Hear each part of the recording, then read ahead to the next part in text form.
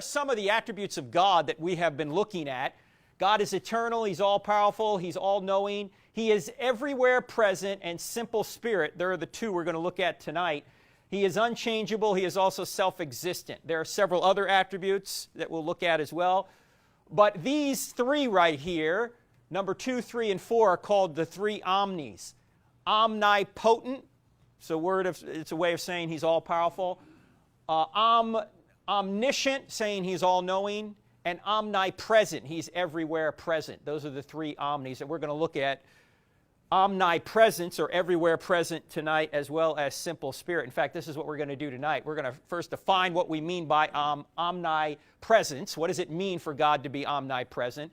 Then we're going to deal with a couple of questions related to this, and that is, how can God be everywhere if He's not a spatial being and He's beyond the universe?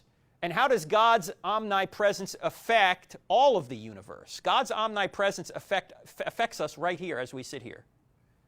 And we'll explain that as we go. Then we're going to get into the real so what portion, where we're going to try and answer the question, how should we live in the light of God's omnipresence? What does it mean to us personally, relationally to God? How should we live knowing that God is omnipresent? So let's start right here at the top.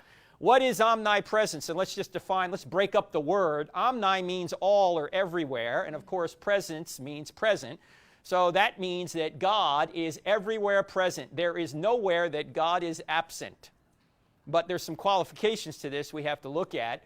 We could say all of God is everywhere at once.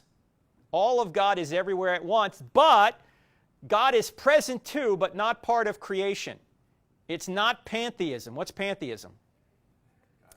That God is in all things, or God is all things. God is me, God is you, God is the floor, God is the grass, God is everything. That's pantheism. That's not what we're talking about here. In fact, we'll draw some distinctions here a little bit later. My co-author on the book, I Don't Have Enough Faith to Be an Atheist, Norman Geisler, was on a radio program a number of years ago here in Charlotte, and the host was Jerry Klein. You guys been here a long time? Do you remember this guy, Jerry Klein?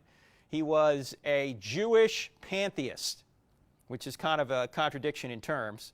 He was Jewish ethnically, but he believed all is God. So they're on the radio program, and Geisler said to him, so you believe everything's God? He said, yeah, everything's God. So you believe that the grass is God? He said, yeah, the grass is God. He said, you believe the cow is God? Yeah, the cow is God. He said, would you believe when the cow eats the grass that God is eating God? And when it goes through the cow and comes out the other side in cow patties, is that God too? And Jerry Klein said, well, I don't take it that far. But that's pantheism. Everything's God. In fact, he said at one point, he said, you know, it does kind of make me feel guilty when I mow the grass. Why? Because you're mowing God, see? That's not the kind of God we're talking about. Now, what is the scriptural support for God's omnipresence? If I only had one scripture to go to, we're going to go to more than this, but I'd go to Psalm 139. In fact, if you want a number of the omnis, the three omnis in one place, go to Psalm 139. Psalm 139. So if you got a Bible, check this out. The first 6 verses say this. In fact, we covered this last week when we were talking about God being all-knowing. The first 6 verses talk about God being all-knowing. Here's what it says. The omniscience. O Lord, you have searched me and you know me. This is David writing. You know when I sit and when I rise, you perceive my thoughts from afar. You discern my going out and my lying down. You are familiar with all my ways.